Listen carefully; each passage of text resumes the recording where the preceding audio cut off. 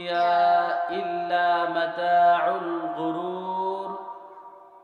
আমানতু বিল্লাহ। মুহতারাম হাজিরিন, আপনারা যারা এদিক সেদিক দাঁড়িয়ে আছেন, ঘোরাফেরা করছেন, আপনাদেরকে বিনীতভাবে অনুরোধ করছি, এই জলসাটা সফল করার জন্য, নিজের জীবনটাকে উজ্জ্বল করার জন্য, পরলৌকিক জীবনে নাজাতের আশায় কোন রকমের বিশৃঙ্খলা সৃষ্টি না করে সুশৃঙ্খলভাবে এই জলসার প্যান্ডেলে এসে বসে পড়ুন।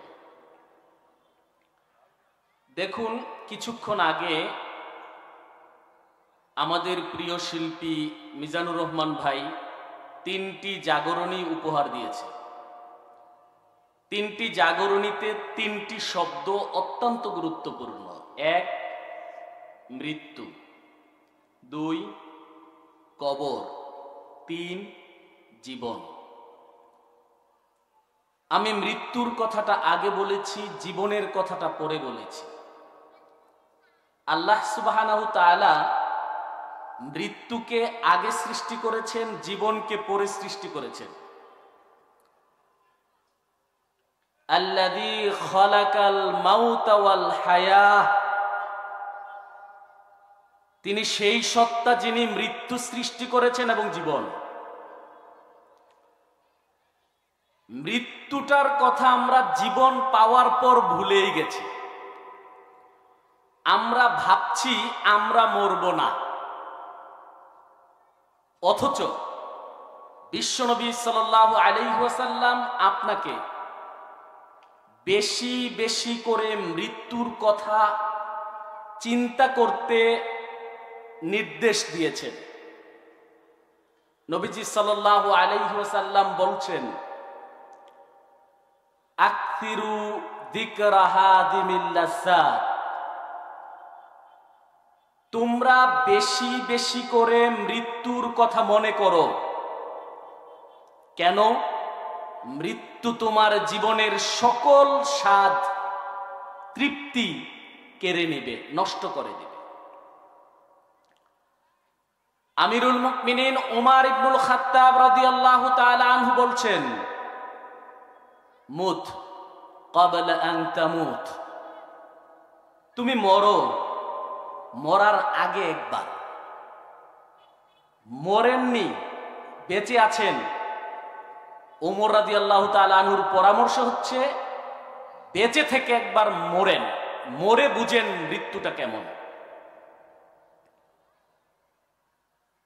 এই মৃত্যু, এটা পৃথিবীর সবচেয়ে কঠিন বাস্তবতা। সব কিছুতে গরমিল থাকতে পারে, সব কিছুতে আপনার সম্ভাবনা থাকতে পারে, মৃত্যুটা 100% নিশ্চয়তা, এতে কোনো সম্ভাবনার প্রয়োজন নেই। জীবনটাকে আমি মনে করি অ্যাক্সিডেন্ট, আর মৃত্যুটাই হচ্ছে বাস্তবতা। মৃত্যুকে নিয়ে ভাবতে হবে, তাহলে জীবন সুন্দর হবে। আজ জীবন পেয়ে আমরা মৃত্যুকে ভুলে গেছি। আল্লাহ সুবহানাহু ওয়া তাআলা বলছেন, কুল্লু নাফসিন যায়িকাতুল মাউত, প্রত্যেকটা মানুষের মৃত্যুবরণ করতে হবে। আপনি শুনলে অবাক হবেন, এই পৃথিবীতে সর্বপ্রথম 2 জন মানুষের আগমন ঘটেছিল,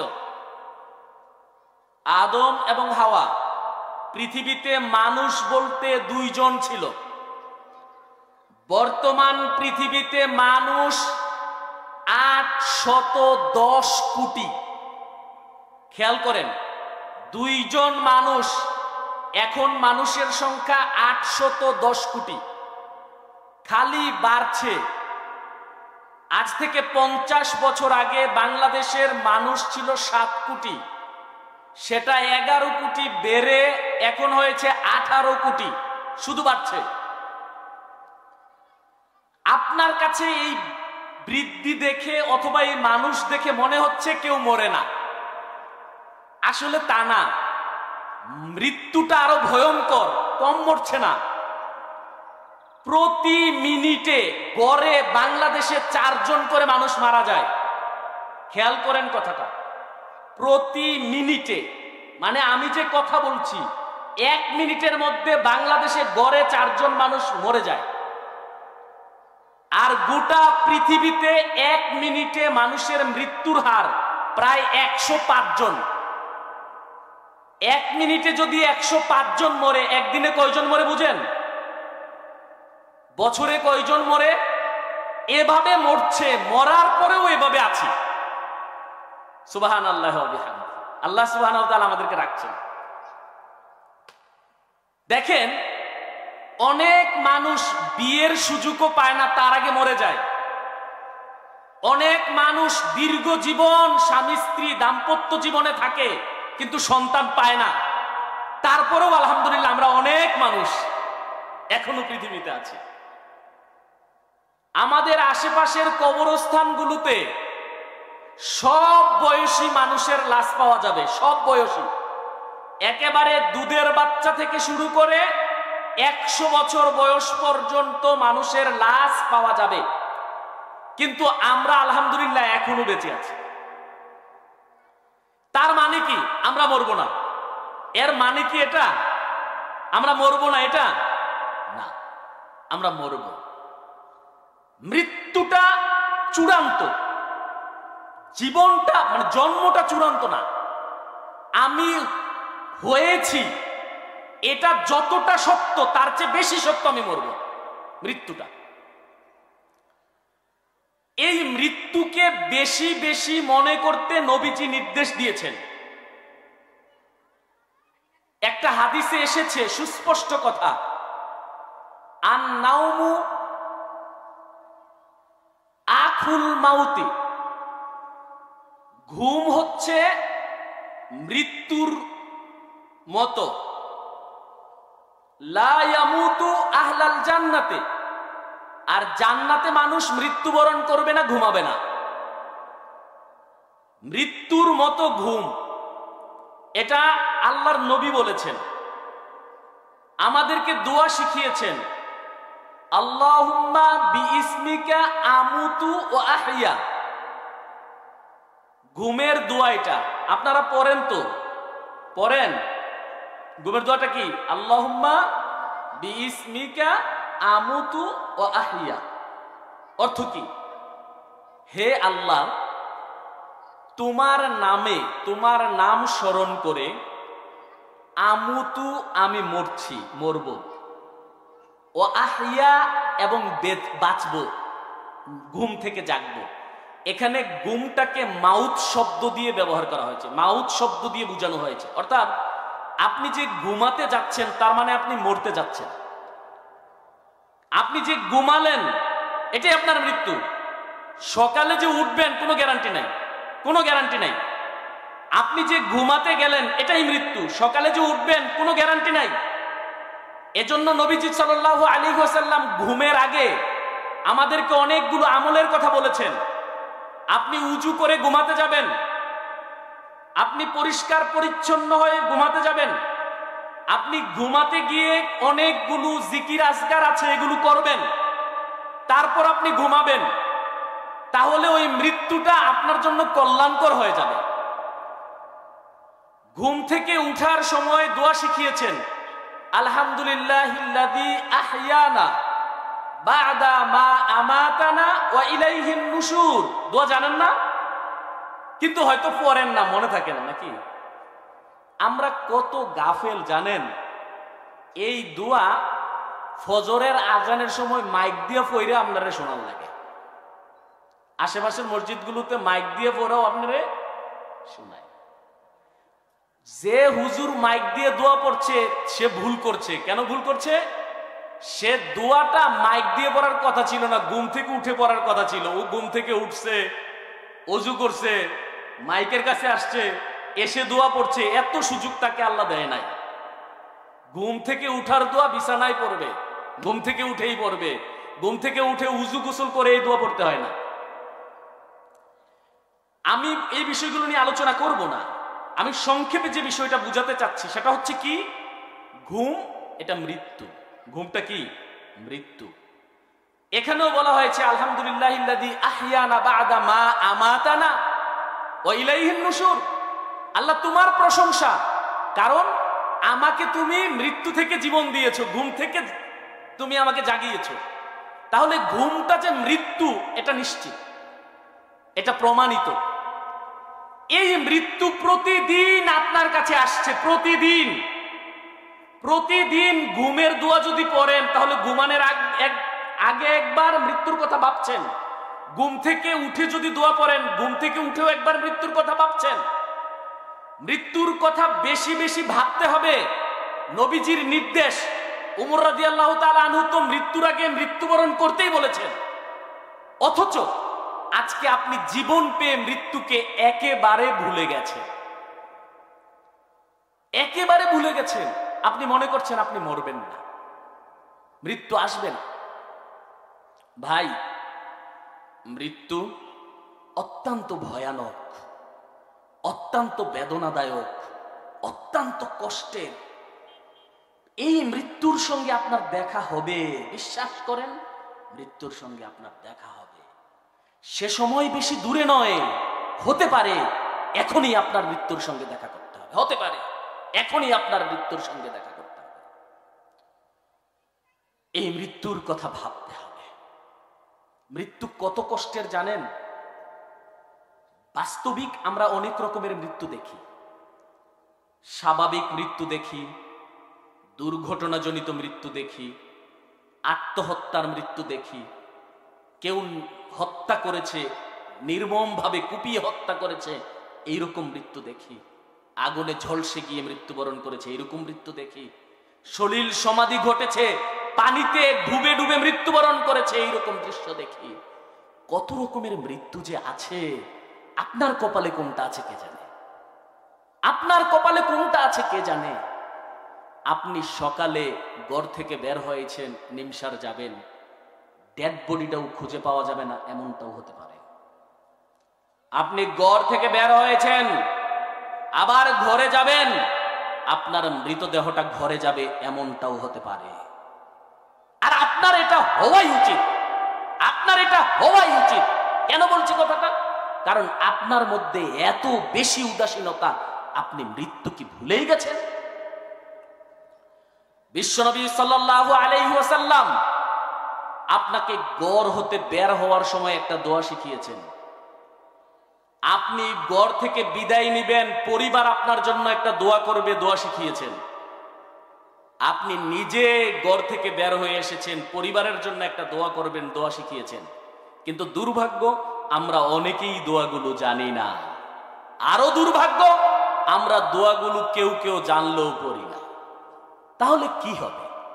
দেখেন, আপনি বাড়ি থেকে চলে এসেছেন, আপনার স্ত্রী, আপনার সন্তান, আপনার সম্পত্তি, এগুলো কি পকেটে নিয়ে এসেছেন? না, এগুলো রেখে এসেছেন। কার জিম্মায় রেখে এসেছেন? কার জিম্মায় রেখে এসেছেন? আপনি তো আল্লাহর জিম্মায় যে তাকে রেখে আসতে হবে এটাই ভুলে গেছেন। আপনি যে এখানে এসেছেন, কার জিম্মাদারি নিয়ে এসেছেন?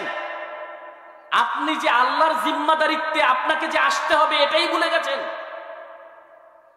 আপনার পরিবার যে আপনাকে বিদায় দিল, কার জিম্মাদারিতে বিদায় দিল, কার জিম্মাদারিতে বিদায় দিল, সেটাও ভুলে গেছে। এত অলস, এত উদাস, এত উদাসীন হলে বিশ্বাস করেন মৃত্যু অনেক ভয়ানক হতে পারে, অনেক ভয়ানক হতে পারে। আপনাকে আমি বুঝাতে পারছি। বিশ্বনবী সাল্লাল্লাহু আলাইহি ওয়াসাল্লাম আপনাকে বলছেন, তুমি যখন ঘর থেকে বের হও তখন ঘরের পরিবার পরিজনকে আল্লাহর জিম্মাদারিত্বে রেখে এসো। কি বলে? আস্তাউদিউকুমুল্লাহুল্লাযী লা তাদিউ ওয়াদাআহু।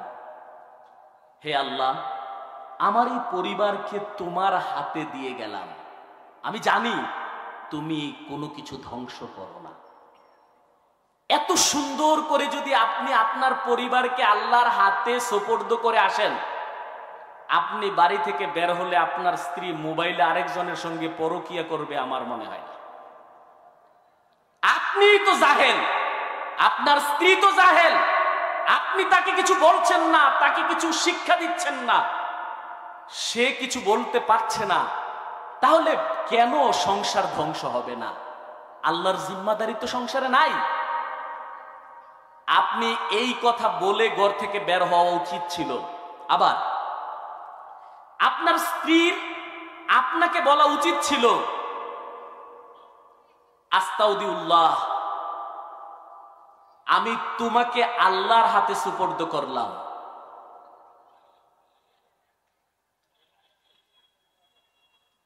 আস্তাউদিউল্লাহ, আমি তোমাকে আল্লাহর হাতে তুলে দিলাম, লাকা দীনাকা ওয়া আমানাতাকা ওয়া খাওয়াতিমা আমালিক। এরপর বলবে যে তোমার ধর্ম, তোমার আমল এবং তোমার শেষ আমল, এগুলো আল্লাহ যেন কল্যাণ করেন, ভালো করেন। তাহলে আপনি বাড়ি থেকে বের হয়ে সিগারেট টানবেন, এটা কি হতে পারে? পারে না। আপনার স্ত্রী যদি আপনাকে ঘর থেকে বের হওয়ার সময় বলে দেয়, আল্লাহ তোমার হাতে তাকে দিয়ে দিলাম, আল্লাহ তুমি তার হেফাজত করো, তার ধর্মটাকে তুমি দেখে রেখো, তার শেষ আমলটাকে তুমি ভালো জায়গায় রেখো, তাহলে আপনার মৃত্যুটা তো খারাপ জায়গায় হওয়ার কথা ছিল না। আল্লাহ তো আপনাকে হেফাজত করতেন, আল্লাহ তো আপনাকে ভালো জায়গায় মৃত্যুটা দিতেন। দেখেন আমিরুল মুমিনিন উসমান ইবনে আফফান রাদিয়াল্লাহু তাআলা কত মর্মান্তিক কথা জানেন? তাকে নির্মম ভাবে কুপিয়ে হত্যা করেছে। তিনি তখন শাসক। বিদ্রোহীরা যখন উসমানকে হত্যা করে, উসমান রাদিয়াল্লাহু তাআলা আনহুর সঙ্গীরা উসমানের কাছে অনুমতি চাইলেন যে আমিরুল মুমিনিন, আপনি শুধু আমাদেরকে অনুমতি দেন, আমরা তাদেরকে তাড়িয়ে দেব, তাদের বিরুদ্ধে আমরা রুখে দাঁড়াবো, তাহলে তারা আমাদের কাছে ঘেঁষতেই পারবে না। আমাদের কি ক্ষমতা কম? ওসমান রাদিয়াল্লাহু তাআলা আনহু তখন তাদেরকে বললেন, সঙ্গীদেরকে বললেন, দেখো যারা আমাদেরকে ঘেরাও করে রেখেছে ওরা লা ইলাহাতে বিশ্বাস করে, অতএব ওদের জন্য আমরা তলোয়ার বের করতে পারি না, বরং তোমরা, আমি তাদেরকে মারার চেয়ে তাদের হাতে নিহত হওয়াটা পছন্দ করি, বরং তোমরা এখন ইবাদতে লেগে যাও, যেন মরণটা ভালো কাজে হয়। ইতিহাস সাক্ষ্য দেয় উসমান রাদিয়াল্লাহু তাআলা আনহু তখন কোরআন খুলে তিলাওয়াত করছিলেন, এমন সময় তাকে রক্তাক্ত করা হয়, হত্যা করা হয়, তার দেহের রক্ত কোরআন রঞ্জিত হয়ে যায়, এইভাবে মৃত্যুবরণ করেছে। আপনি তো বিড়ি খাইতে খাইতে মরবেন, আপনার পরিস্থিতি খারাপ। আপনি তো তাস খেলতে খেলতে মরবেন, আপনার দুর্গতি তো আছে। আপনার ম্যাডামও অমানুষ, আপনিও অমানুষ। নিজে সংশোধন হচ্ছেন না, ঘরকেও সংশোধন করতে পারছেন না। বের হওয়ার সময় আপনার বলা দরকার ছিল, বিসমিল্লাহি তাওয়াক্কালতু আলাল্লাহ, লা হাওলা ওয়ালা কুওয়া ইল্লা বিল্লাহ। এগুলো তো সহজ কথা, কমন কথা, এগুলো কমন পড়ার কথা, এগুলো মুসলিম হিসাবে আমরা জানি, আপনি জানেন, কিন্তু বলেন না যে। মুখে কি হলো? মুখে খালি বিড়ির গন্ধ, দাঁত মাজার সময়ও নাই। অথচ নবীজি দাঁত মাজাটারে এত গুরুত্ব দিতেন, নবীজির জীবনের শেষ কাজটাও ছিল দাঁত মাজা। মৃত্যুর সময়ও তিনি মেসওয়াকের দিকে তাকিয়ে আছেন যে আমার দাঁতগুলো আমি মাজব। আর আপনার বিড়ির গন্ধে কাছে মানুষে যায় না ফেরেশতা করতে। কথাগুলো খারাপ লাগতে পারে, কথাগুলো খারাপ লাগতে পারে, কিন্তু আপনি মৃত্যুর কথা কি আসলে চিন্তা করেন? আসলে চিন্তা করেন? এ জীবন যখন চলে যাবে তখন তোমায় ভেবে হয়তো বা কাঁদবে কেহ, কেহ হয়তো কাফনের কাপড় পরাবে আমায়, ডাকবে মৃত্যু দেহ। ভাবি বসে তাহাই, ভাবি বসে নিরালায়, কখন যে কোন অজানা বেশে আজরাইল এসে বলে ডাকছে তোমায় জগৎ স্বামী। কবিতা পড়তে আসিনি, বলবো না কবিতা, বাদ দিলাম। যে কথা বলতে চাচ্ছিলাম, আল্লাহর কসম আপনি মরবেন। পৃথিবীর সব ধ্বংস হবে, আপনি ধ্বংস হবেন। সব থাকলেও আপনি ধ্বংস হবেন, আপনার বাঁচার কোনো উপায় নাই। কিন্তু বাঁচার একটা পথ আছে। মৃত্যুকে জয় করা, মৃত্যুকে জয় করা, মৃত্যুকে আলিঙ্গন করার হিম্মত রাখা, মৃত্যুকে জড়িয়ে ধরার সাহস রাখা, এই শক্তিটা সঞ্চয় করার চেষ্টা করে। মৃত্যু যন্ত্রণা অনেক কঠিন, অনেক কঠিন। মৃত্যু যন্ত্রণা কত হয় জানেন? কতক্ষণ হয়? আরে 10 দিনের রিমান্ড দিলেই তো গার্জিয়ান পাগল হয়ে যায়, জমি বিক্রি করে রিমান্ড কমায়। 10 দিনের রিমান্ড সহ্য হয় না। মৃত্যু যন্ত্রণা কত সময় জানেন? মৃত্যুর সময় থেকে শুরু করে পৃথিবী ধ্বংস পর্যন্ত। নাউজুবিল্লাহি মিন যালিক। আল্লাহ তুমি আমাদেরকে এগুলো থেকে হেফাজত করো। আপনি এখন মরবেন, মরার যন্ত্রণা যে শুরু হবে, এই যন্ত্রণাটা আপনি জান্নাতি হইলো হাসরের মাঠ পর্যন্ত থাকবে। বুঝেন কিছু? আপনি তো তামাশা করছেন মৃত্যু নিয়ে, তামাশা করছেন। কারণ মরেন নাই তো, মরলে বুঝতেন মৃত্যু কি, মরলে বুঝতেন মৃত্যুটা কি। আমি কোরআন থেকে সংক্ষেপে মৃত্যু সম্পর্কে কয়েকটা কথা বলছি। আল্লাহ বলছেন,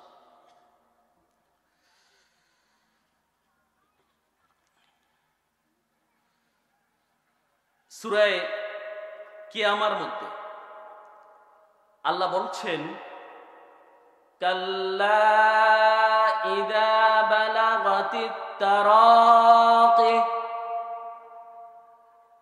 তোমার জীবন যখন তোমার কণ্ঠনালীর কাছে চলে আসবে, তখন কি হবে?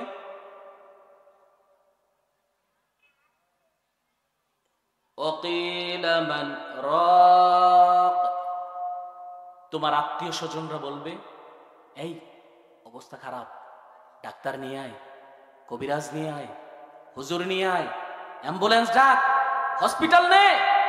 এগুলো বলবে, এগুলো আল্লাহর কথা। তোমার কণ্ঠনালীর কাছে যখন জীবন চলে যাবে, মৃত্যু কাছে চলে আসবে, তখন এ কথাগুলোই মানুষ তোমার কাছে বলবে, তুমি শুনবে। তারপর কি হবে? তারপর হবে এই, ওয়াযান্না আন্নাহুল ফিরাক, তুমি তখন বুঝে ফেলবে যে ডেকে লাভ নাই। দেখবেন মরার আগে আপনি চান হাসপাতাল নিতে, কই নিয়ে লাভ নাই। সে তখন বুঝে যাবে আমার সময় শেষ, আমার সময় শেষ। এখন আমাকে হসপিটাল নাও, ডাক্তারের কাছে নাও, আইসিইউতে নাও, যা করো লাভ নাই, সময় শেষ। শুধু এই কথাই না, তারপর আল্লাহ বলছেন, ওয়ালতাফাতিস সাকু বিসাক। এতক্ষণ পর্যন্ত তার একটা আশা ছিল যে তারা যেহেতু এমন কিছু করতেছে, আইসিইউতে নিতেছে, এত চেষ্টা করতেছে, আমার পরিবার পরিজন, হয়তোবা আমার আল্লাহ আমাকে বাঁচিয়ে রাখবেন। কিন্তু না, যখন পা নাড়াতে গিয়ে দেখবে পা আর নড়ে না, পায়ের মানে মুড়াগুলো একত্রিত হয়ে গেছে, রূহ কবজটা শুরু হয় পায়ের গোড়ালি থেকে, কণ্ঠনালীর কাছে রূহ চলে এসেছে, পায়ের গোড়ালি অবশ হয়ে গেছে, পা আর সে নাড়তে পারছে না, তখনই সে বুঝবে তার সময় শেষ। এগুলো স্বাভাবিক মৃত্যু, আর দুর্ঘটনার কথা তো আরো ভয়ানক। তার সময় শেষ। শুধু তাই না, আল্লাহ সুবহানাহু ওয়া তাআলা অন্য জায়গায় বলছেন, ফাকাশাফনা আনকা গিতাআক, তখন তার চোখের সামনে থেকে আল্লাহ পর্দাকে সরিয়ে দিবেন, পর্দা সরিয়ে দিবেন। চোখের সামনে আপনাকে সে দেখবে না, সে তখন অন্য কিছু দেখবে, অন্য জগতে চলে যাবে। তার সামনের মানুষ কথা বলছে, সে এটা দেখবে না, সে তখন মালাকুল মাউত দেখবে। ভয়ানক, বিবর্ষ, এত কঠিন, এত ভয়ানক রূপের মালাকুল মাউত সে তখন দেখবে। সে তখন অন্য জগতে থাকবে, কঠিন পরিস্থিতি থাকবে। বিশ্বাস করেন, এগুলো মুমূর্ষু ব্যক্তির কথা। আপনি ওদিকেই তো যাচ্ছেন, ওদিকেই যাচ্ছেন, মৃত্যু আপনার কাছে। কিন্তু আপনি করছেন কি? মরার আগেও আল্লাহ আমাদেরকে যে ভয়গুলো দেখিয়েছিল সেইগুলো আল্লাহ বলছিলেন আমাদের অবস্থা হবে এমন, আলহাকুমুত তাকাসুর হাত্তা যুরতুমুল মাকাবির। আপনি খালি গেবেন হায় সম্পদগুলো আরেকটু যদি হইতো, ইস এইবার যদি নমিনেশনটা পাইয়া লইতাম, ইস এবার যদি ব্যবসাটা গতবারের মতো হইতো, আলু যদি এবারের মতো আগামীবারও হয়। আপনি খালি এগুলো চিন্তা করবেন, অথচ আপনার মরণ তো আইছেই। আল্লাহ বলছেন হাত্তা যুরতুমুল মাকাবির, আল্লাহ মরণ কয় নাই, কবরে গিয়ে রইছেন। কবরে মরার এক দাফ আগেই, কবর কিন্তু মরার আগে না, মরার পরে। আল্লাহ আপনি চান টাকা, আর আল্লাহ কয় হ্যাঁ তো গিয়ে রয়েছে কবরে, খালি মরে নাই কবরে। সব কিছুতে আপনি খালি দুনিয়া আর সম্পদ, খালি দুনিয়া আর সম্পদ, অথচ আল্লাহর কসম এগুলো একটাও আপনার সঙ্গে যাবে না, একটাও না। আপনি একা যাবেন, একা। নবীজি সাল্লাল্লাহু আলাইহি ওয়াসাল্লাম তার সারা জীবনের আমল ছিল গভীর রজনীতে উঠে অন্ধকার রাত্রিতে একা একা হেঁটে হেঁটে তিনি চলে যেতেন বাকিউল গারকাতে, গিয়ে কবরের পাশে দাঁড়িয়ে মৃত্যুর কথা স্মরণ করে অত্যন্ত বিনয়ের সঙ্গে আল্লাহ সুবহানাহু ওয়া তাআলার কাছে প্রার্থনা করতেন মৃত মানুষের জন্য। আর আপনি, আপনার রাত্রে আপনার এত সাহস, তেলাফুকা শব্দ শুনলেও দরজা খুলতে ভয় লাগে, এত সাহস। ছায়া দেখলে, বাইরে দিয়ে কেউ গেছে, ছায়া দেখলে জিন মনে হয়, অথচ জিনের ছায়াই হয় না। জিনের কি নাই? ছায়া নাই। আপনার জিন দেখলেও ছায়া মনে হয়, এত সাহস। আপনার উচিত ছিল গভীর রজনীতে অন্ধকার রাত্রিতে সব ছেড়ে গোরস্থানে বাবার কবরের পাশে, মায়ের কবরের পাশে চলে যাওয়া উচিত ছিল।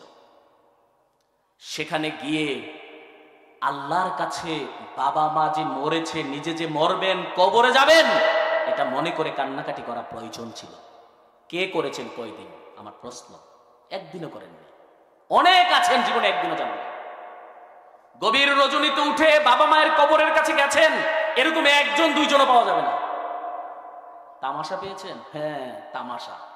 আপনি এখন দোয়া পড়ান কাঠমোল্লা দিয়া, হুজুর দিয়া। হুজুরের কটা বাতাসা দিলে, অথবা 100 টাকা দিলে, অথবা হুজুরের একবেলা বালা করে ফার্মের মুরগা বা দেশি মুরগা খাওয়াই দিলে, হুজুরে একের আপনার 14 গোষ্ঠীর জান্নাতের বারান্দাত নিয়ে দিয়া ফরাই গেল। হুজুরের যদি এত ক্ষমতা থাকতো তো জান্নাতের বারান্দাত গিয়া নিজেও আইল না। এগুলো সব তামাশা, তামাশা। এগুলো মৃত্যুর কথা চিন্তা নয়। আপনি মৃত্যুর কথা চিন্তা করেন না, অথচ মৃত্যু এটা চূড়ান্ত, মৃত্যু যন্ত্রণা চূড়ান্ত কথা। আল্লাহ সুবহানাহু ওয়া তাআলা সূরা কাফের মধ্যে বলছেন, ওয়াজাআত সাকরাতুল মাউত বিল হক যালিকা মা কুনতা মিনহু তাহিদ।